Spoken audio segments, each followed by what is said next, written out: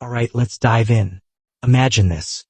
You're scrolling through Instagram, and it's all sunshine, six-pack abs, and people living their best lives.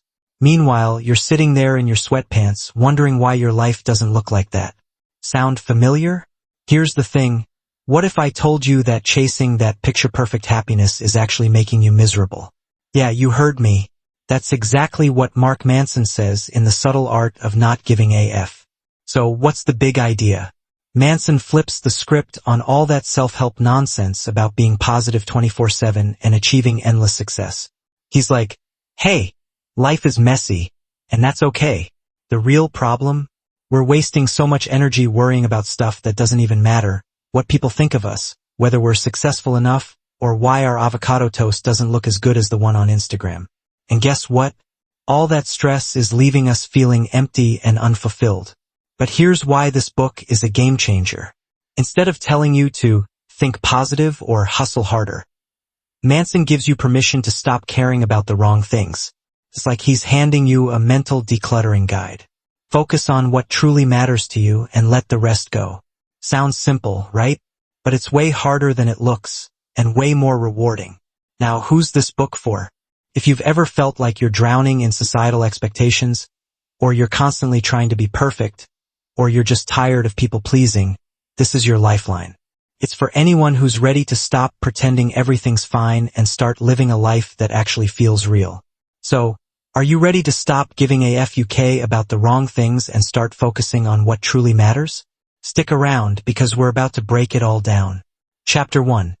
Don't try. Let's start with a question that might sound a little counterintuitive. What if the secret to a fulfilling life isn't about trying harder, but about trying less?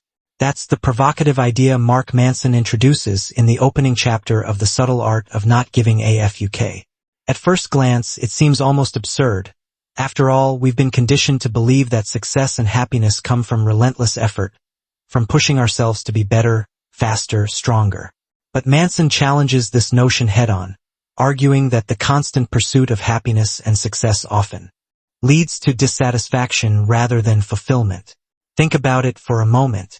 How many times have you set a goal, whether it's landing your dream job, achieving a certain level of fitness, or finding the perfect relationship, only to feel empty once you've reached it? It's like chasing a mirage. The closer you get, the further it seems to move away. This is because happiness isn't a destination. It's a byproduct of solving meaningful problems. Manson puts it bluntly, happiness comes from solving problems. The key word here is solving. If you're avoiding your problems or feel like you don't have any problems, then you're going to make yourself miserable. This idea might feel uncomfortable at first. After all, who wants to think of life as a series of problems to solve? But reframing it this way can be incredibly liberating. Instead of viewing challenges as obstacles to your happiness, you can see them as opportunities for growth and meaning. For example, consider someone who's struggling in their career. They might feel stuck, frustrated, and even hopeless. But if they shift their perspective and start asking, what problems can I solve here? They might discover new ways to add value, learn new skills, or even pivot to a more fulfilling path. The struggle itself becomes the source of their growth. Now, let's take this a step further. Manson argues that not only should we embrace our problems, but we should also accept our limitations and imperfections. This might sound like settling, but it's actually the opposite. When you stop trying to be perfect, when you stop trying to be everything to everyone, you free up mental and emotional energy to focus on what truly matters. Think about the pressure many of us feel to maintain a flawless image on social media. We curate our lives, filtering out the messy, imperfect parts, and in the process we create an unrealistic standard that no one can live up to. But what if, instead of striving for perfection, we embraced our flaws and allowed ourselves to be human? This doesn't mean giving up on growth or improvement. It means recognizing that growth comes from acknowledging where you are right now, not from pretending you're already where you want to be. For instance, if you're struggling with a difficult relationship, admitting that you're not perfect, and that the other person isn't either, can be the first step toward finding a solution. It's about working with reality, not against it. So, how do we apply this in our daily lives? Start by identifying the problems you're currently avoiding.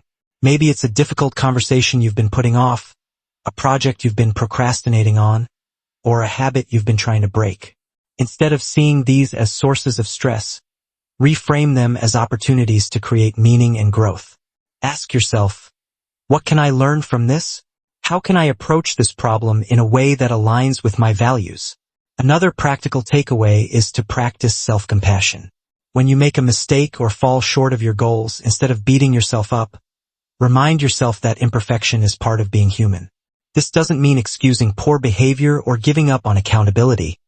It means treating yourself with the same kindness and understanding you'd offer a friend. Finally, let's tie this back to the bigger picture. Manson's message in this chapter isn't just about individual problems. It's about redefining what it means to live a good life.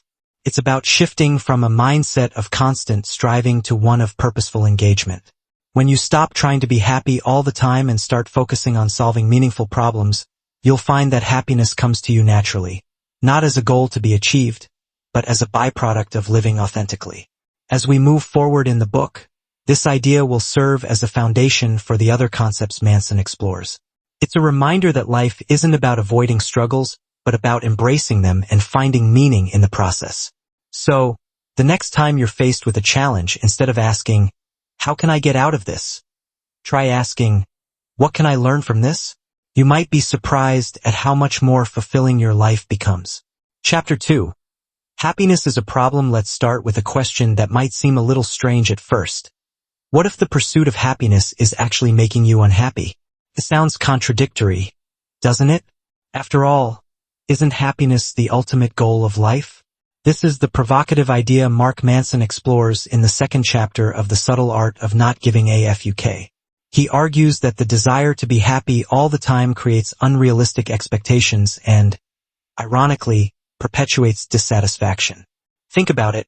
How often have you told yourself, I'll be happy when I get that promotion?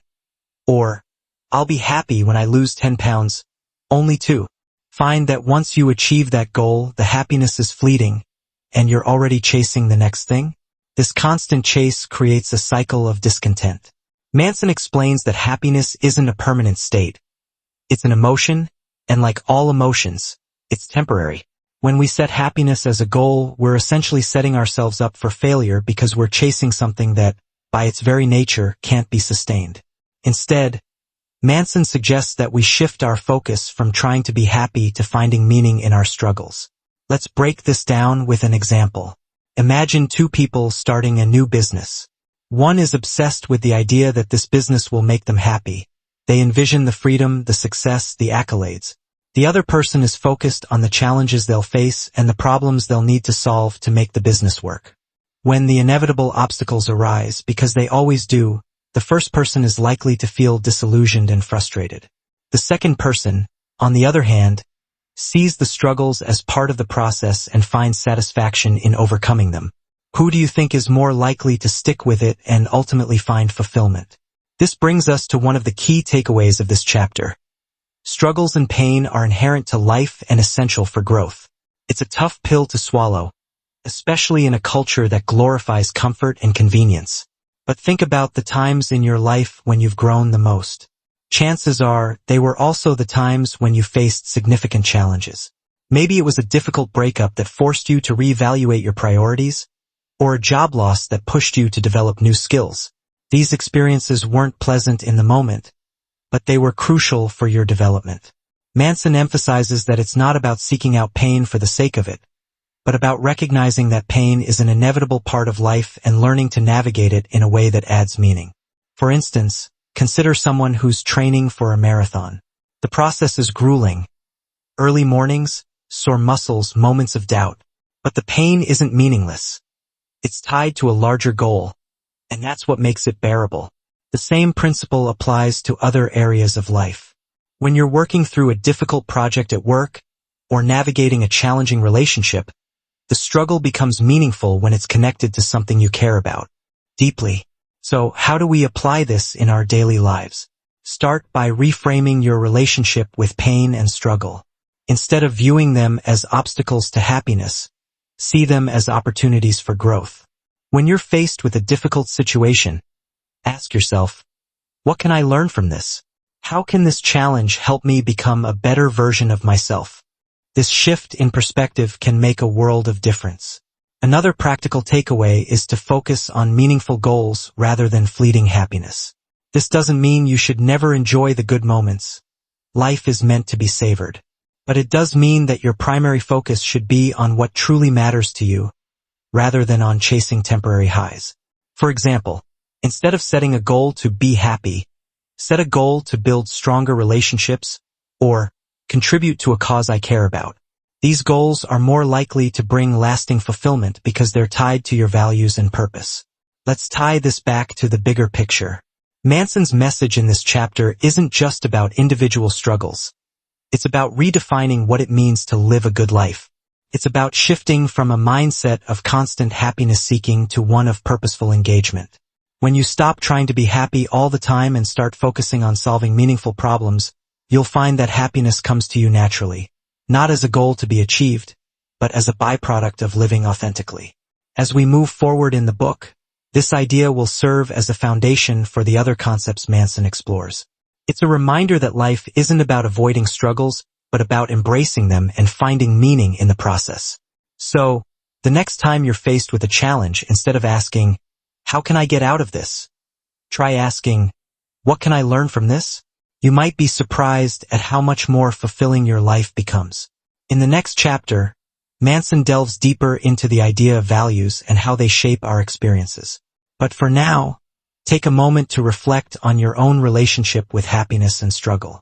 Are you chasing fleeting moments of joy, or are you focused on creating a life of meaning? The choice is yours, and it's one that can transform not just how you feel, but who you are. Chapter 3. You are not special. Let's start with a thought that might feel a little uncomfortable. What if you're not as special as you think you are? Now, before you close this book or throw it across the room, hear me out. This isn't about tearing you down or making you feel insignificant. It's about freeing you from the burden of unrealistic expectations and the constant pressure to be extraordinary. In The Subtle Art of Not Giving a Fuck, Mark Manson argues that the belief in one's exceptionalism often leads to entitlement and disappointment. It's a bold claim, but one that's worth exploring because it has profound implications for how we live our lives. Think about the messages we're bombarded with every day. From a young age, we're told that we're unique, that we're destined for greatness, that we can achieve anything we set our minds to. While these messages are well-intentioned, they can create a distorted sense of reality. We start to believe that we're entitled to success, happiness, and recognition simply because we exist.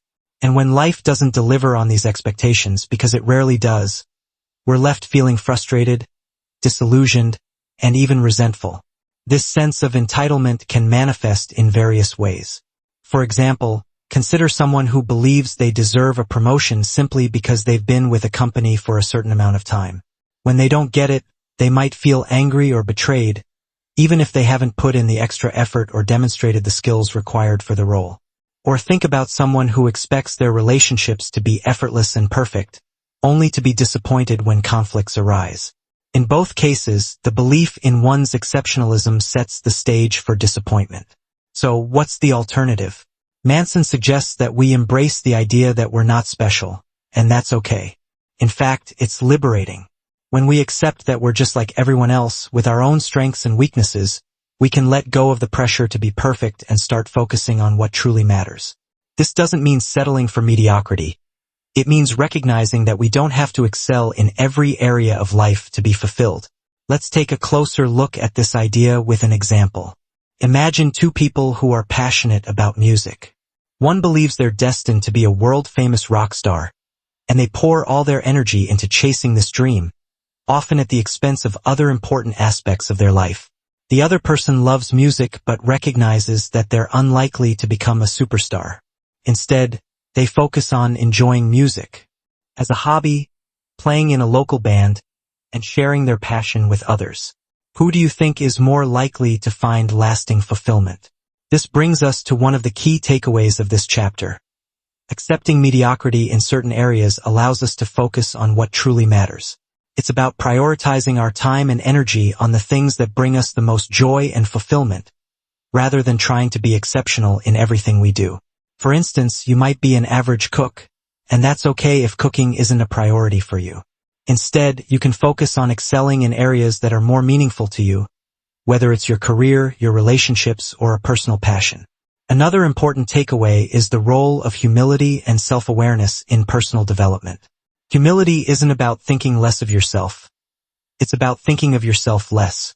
It's about recognizing that you're not the center of the universe and that your experiences, while important, are just one small part of a much larger picture. Self-awareness, on the other hand, is about understanding your strengths and weaknesses, your values and priorities, and how they shape your actions and decisions. Let's explore this with an example. Consider someone who's struggling in their career. They might feel frustrated and stuck, believing that they deserve more recognition and success. But if they take a step back and practice self-awareness, they might realize that their frustration stems from unrealistic expectations or a misalignment between their values and their current role. With humility, they can acknowledge that they're not entitled to success and that they need to take proactive steps to create the career they want. So, how do we apply this in our daily lives? Start by examining your beliefs about yourself and your expectations. Are you holding on to the idea that you're special and entitled to certain outcomes? If so, consider how these beliefs might be setting you up for disappointment. Instead, focus on what you can control, your actions, your attitudes, and your choices. Another practical takeaway is to embrace humility and self-awareness. Practice recognizing your limitations and accepting that you don't have to be exceptional in every area of life. This doesn't mean giving up on growth or improvement. It means being realistic about what you can achieve and where you can make the most impact. Let's tie this back to the bigger picture. Manson's message in this chapter isn't just about individual beliefs. It's about redefining what it means to live a good life. It's about shifting from a mindset of entitlement and exceptionalism to one of humility and purpose. When you stop trying to be special and start focusing on what truly matters, you'll find that life becomes more fulfilling and less stressful. As we move forward in the book, this idea will serve as a foundation for the other concepts Manson explores. It's a reminder that life isn't about being extraordinary. It's about being authentic. So, the next time you're feeling the pressure to be exceptional, take a step back and ask yourself, what truly matters to me? Where can I make the most meaningful impact? You might be surprised at how much more fulfilling your life becomes. In the next chapter, Manson delves deeper into the idea of values and how they shape our experiences. But for now, take a moment to reflect on your own beliefs about yourself and your expectations. Are you holding on to the idea that you're special and entitled to certain outcomes? Or are you ready to embrace humility and focus on what truly matters? The choice is yours, and it's one that can transform not just how you feel, but who you are. Chapter 4. The Value of Suffering. Let's begin with a truth that's hard to swallow but impossible to ignore. Suffering is an inevitable part of life. No matter who you are, where you come from, or what you've achieved, you will face pain, loss, and hardship at some point. It's not a question of if, but when. The real question, then, is not how to avoid suffering because you can't, but how to make sense of it. In The Subtle Art of Not Giving a Fuck, Mark Manson argues that the meaning of suffering is determined by the values we choose. This is a profound idea because it shifts the focus from what happens to us to how we respond to it. Think about it this way. Two people can experience the same event, say losing a job, and have completely different reactions. One person might see it as a devastating failure, a sign that they're not good enough or that the world is against them. The other person might view it as an opportunity to reassess their career path, learn new skills, or pursue a passion they've been neglecting. The difference lies not in the event itself, but in the values they bring to it.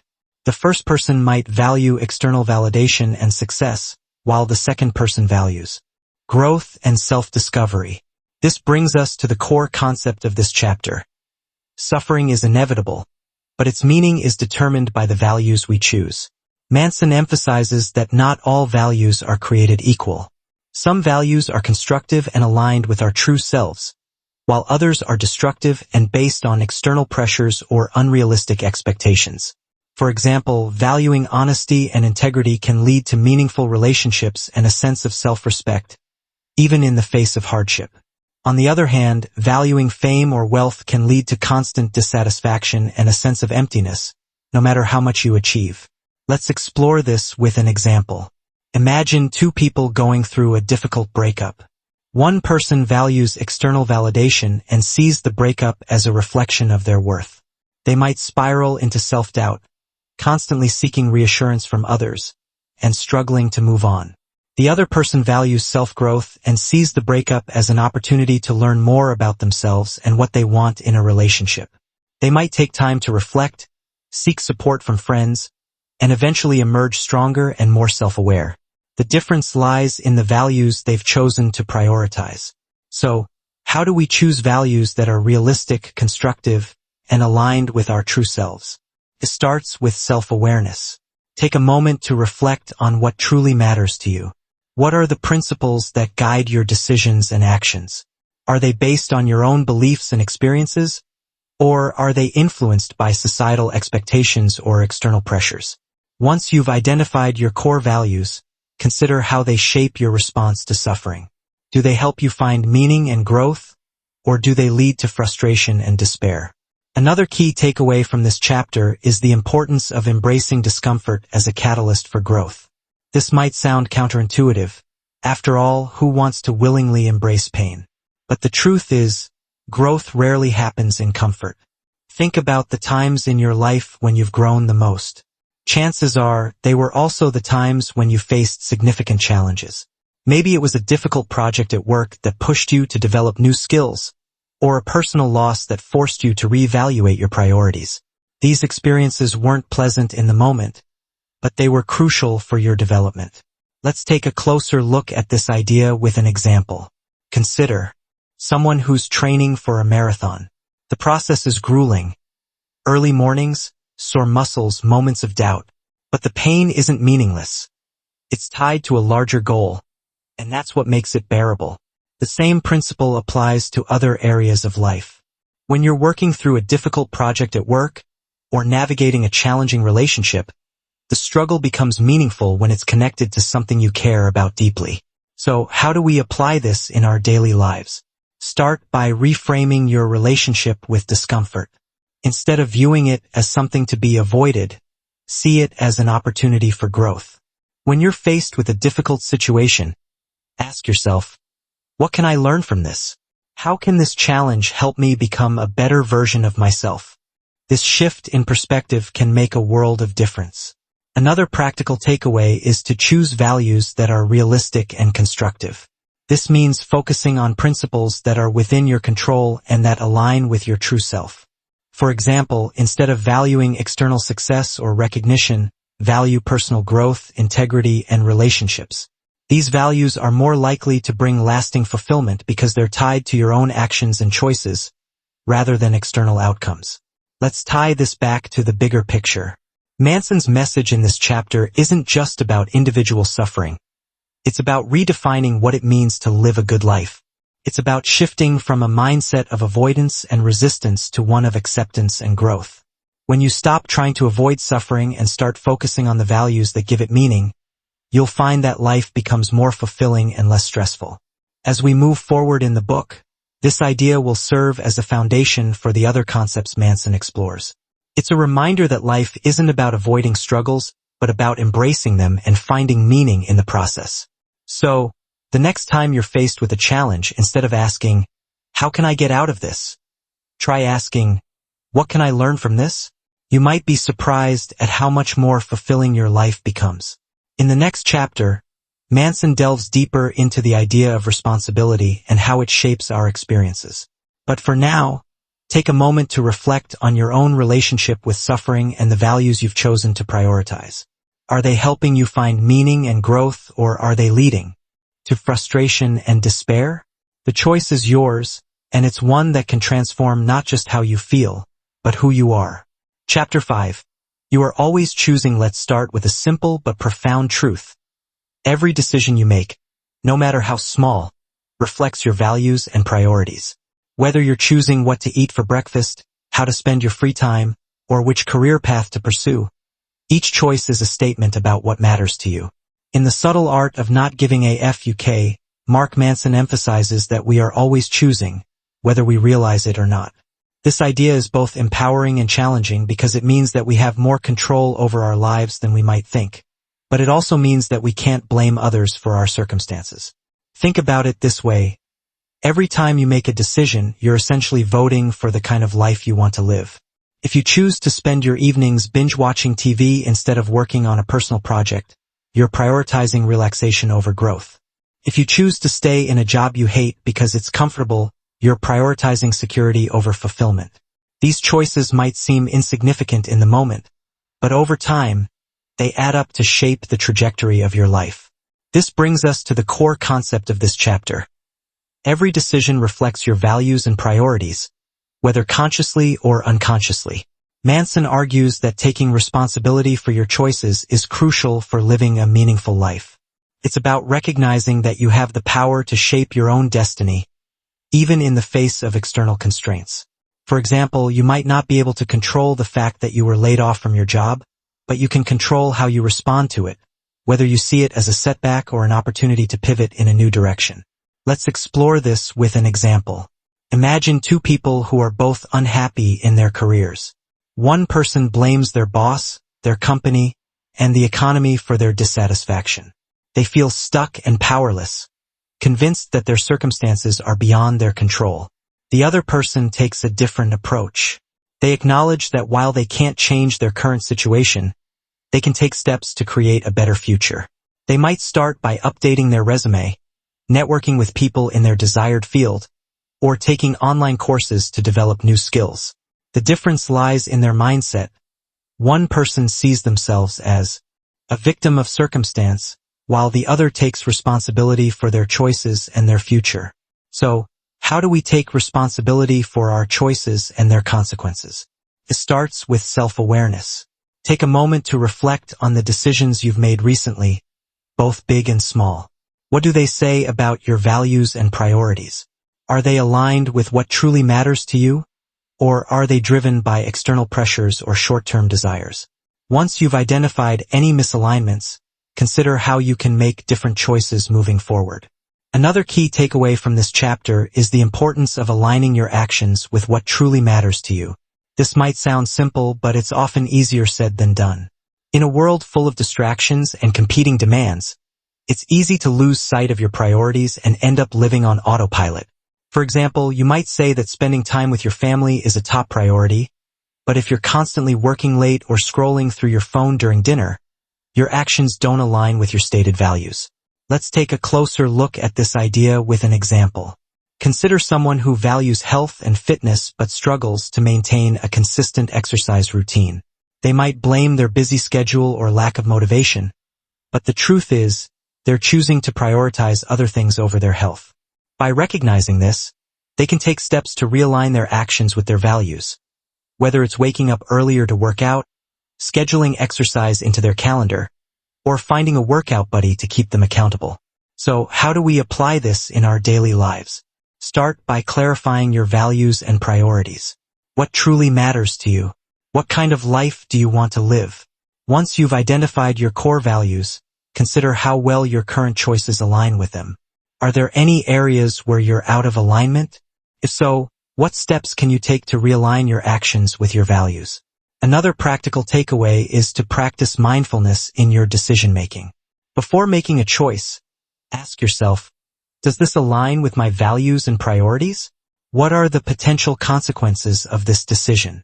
By bringing more awareness to your choices, you can ensure that they're in line with what truly matters to you. Let's tie this back to the bigger picture. Manson's message in this chapter isn't just about individual choices. It's about taking ownership of your life. It's about recognizing that you have the power to shape your own destiny, even in the face of external constraints. When you take responsibility for your choices and align your actions with your values, you'll find that life becomes more meaningful and fulfilling. As we move forward in the book, this idea will serve as a foundation for the other concepts Manson explores. It's a reminder that life isn't about avoiding challenges or blaming others for your circumstances. It's about taking ownership of your choices and creating the life you want. So, the next time you're faced with a decision, take a moment to reflect on your values and priorities. What kind of life are you voting for? The choice is yours, and it's one that can transform not just how you feel, but who you are. In the next chapter, Manson delves deeper into the idea of uncertainty and how it shapes our experiences. But for now, take a moment to reflect on your own choices and the values they reflect. Are they aligned with what truly matters to you? Or are they driven by external pressures or short-term desires?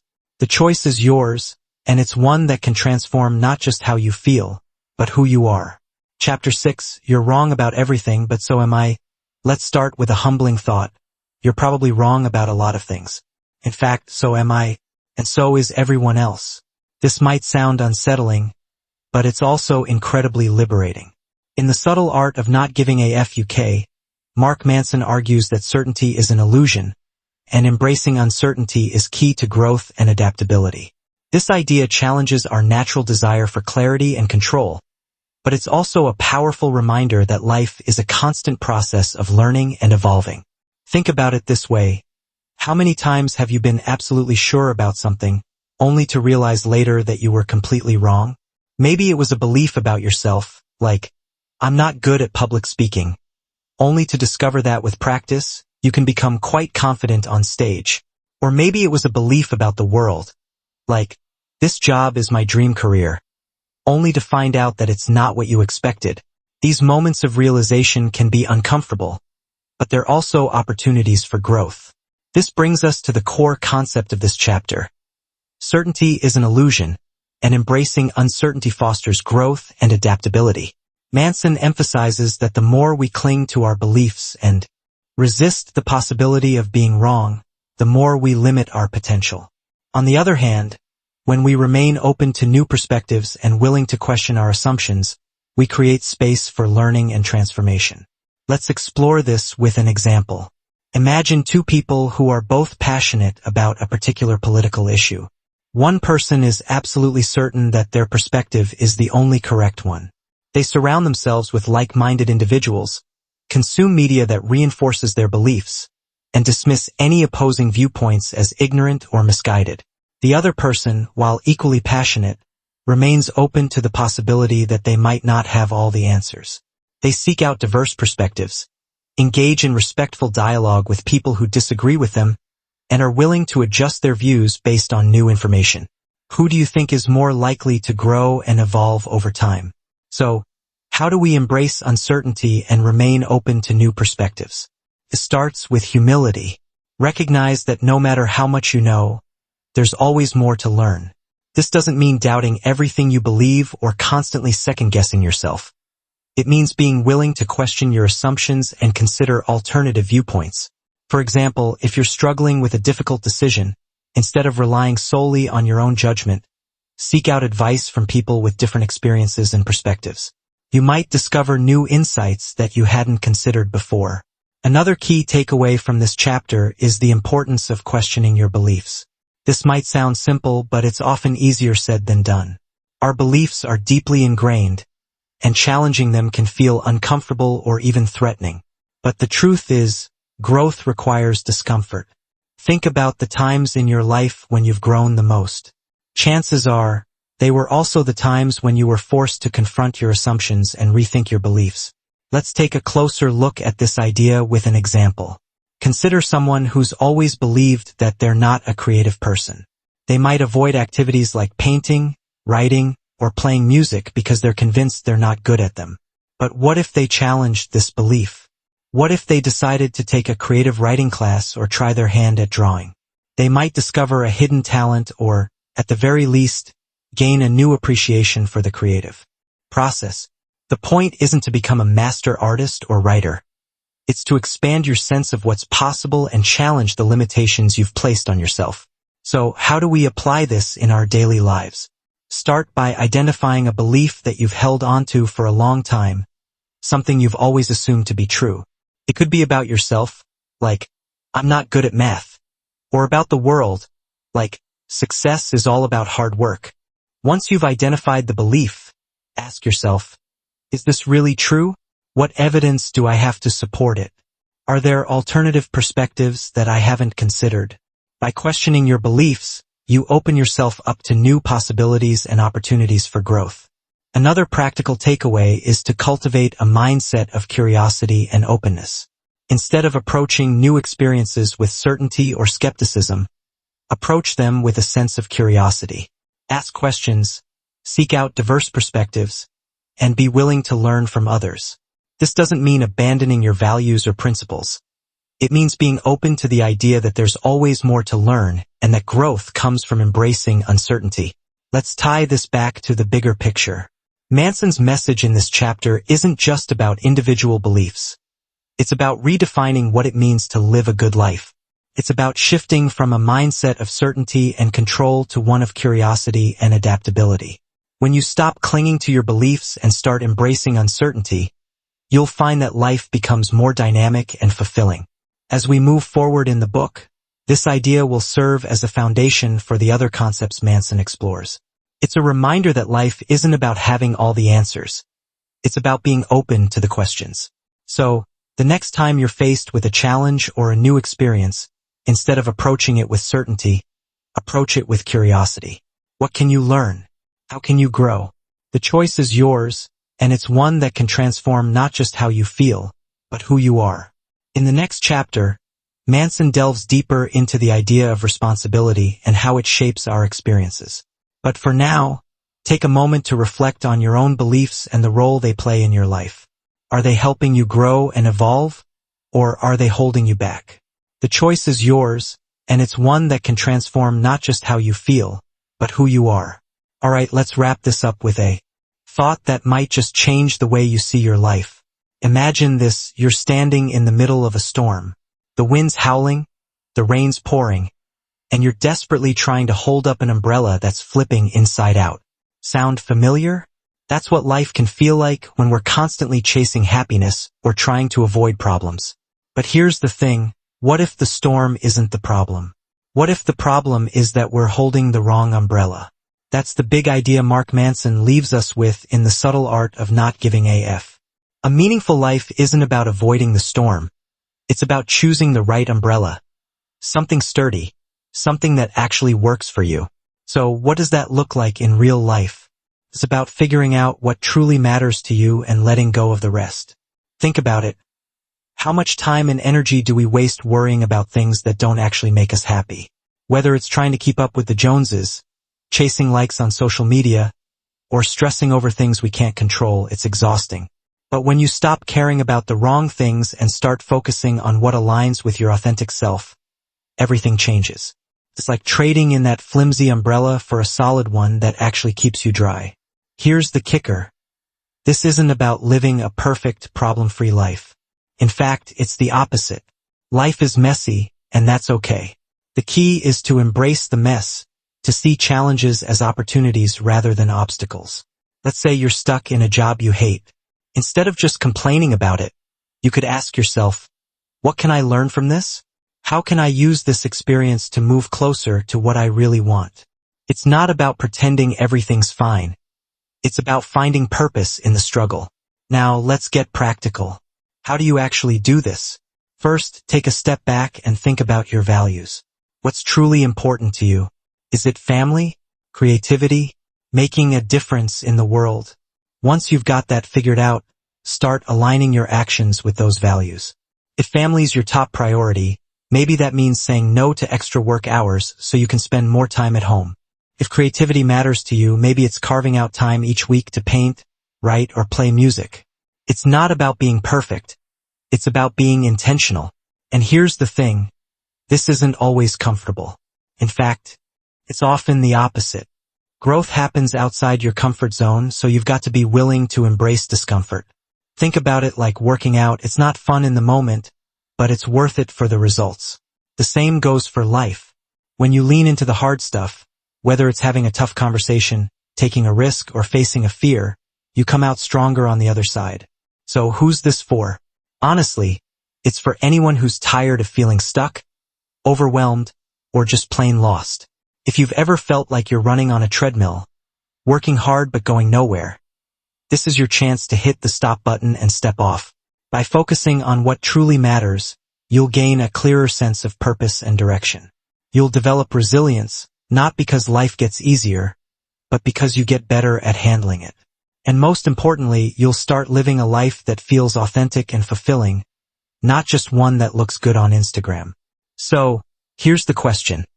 What's your umbrella? What are the things you're going to care about, even when the storm hits? Because here's the truth. The storm's always going to be there. But when you've got the right umbrella, you'll not only survive it, you'll thrive in it. And that, my friend, is how you live a life that's truly worth living.